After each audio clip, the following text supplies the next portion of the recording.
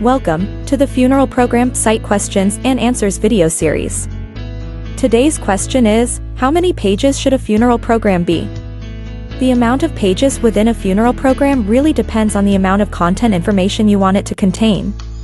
The typical size of a funeral program is one sheet of paper, printed front and back, or a 4-sided program. You can make a program as many pages as you like, and there really isn't any limit to the total amount of pages you have.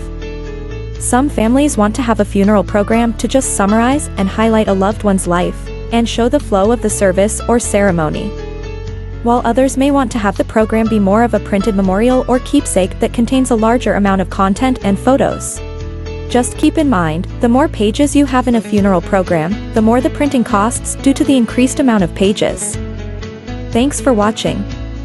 See you next time in another answer and question video only here at the-funeral-program-site.com.